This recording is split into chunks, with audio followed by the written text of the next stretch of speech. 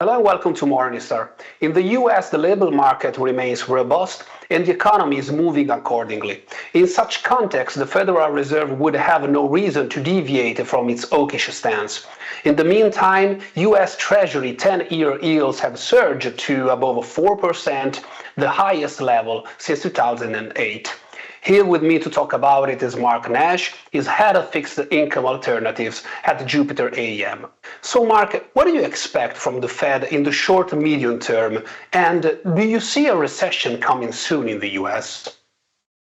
Well, Valerio, we do actually think the Fed is now getting somewhere, and we believe that they do want to pause here.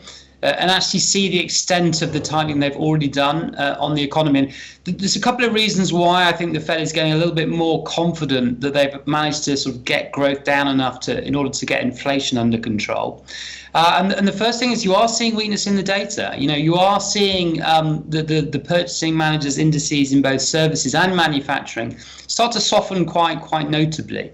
But as you correctly say, the labour market is really the last thing still standing, and this is very strong. But when they look at the data and when they look at the housing market, we think potentially they're seeing enough now to go into a bit of a pause mode in order to see the impact of their tightening.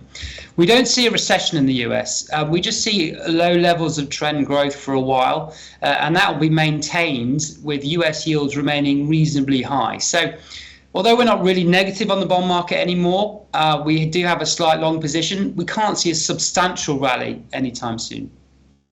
Right. So 2022 has been a terrible year for bond investors as well.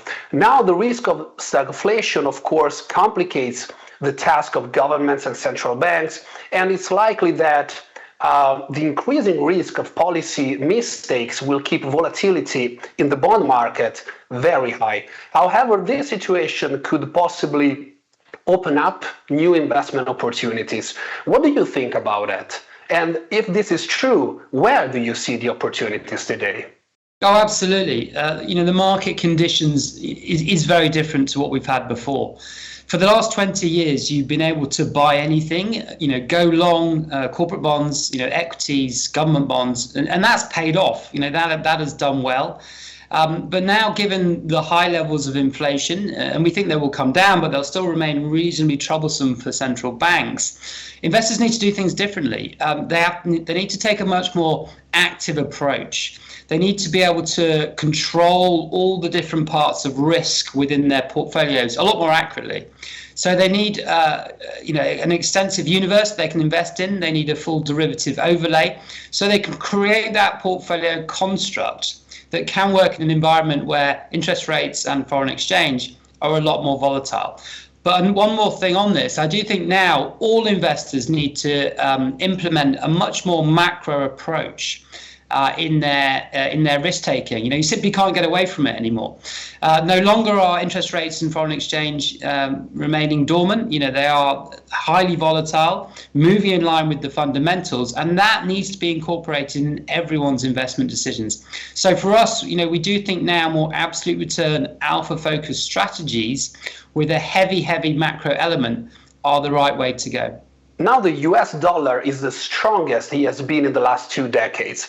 What is your outlook on the greenback? And how should European bond investors manage currency exposure? Absolutely, Valerio. The dollar has been in a firm upward trend over the course of this year. But at these levels, we are now neutral. So we've taken off the long exposure position. Now, the reasons why we believe the dollar has been strong is, first of all, we've had that Fed tightening. When the Fed tightens, the dollar tends to go up, regardless of what everyone else is doing.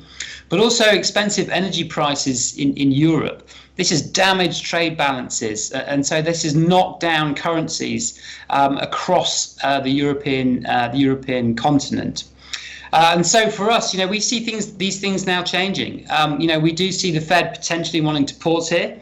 We think the central bank tightening that they've done is having an impact. And also you're seeing energy prices start to cool within Europe, which should ease some fears that we have these ever increasing trade balances across the continent. And I guess you could also say there's another element to why the dollar's been strong, and that has been really poor fiscal policies from a number of countries within Europe. Now countries are tending to learn from the UK example. We do think now going forward more sensible policies will occur, and all these factors together should start to undermine the dollar, or at least stop it going up as much as it has done over the course of this year. Well, thank you for your time, Mark. For Morningstar, I'm Valerio Baselli. Thanks for watching.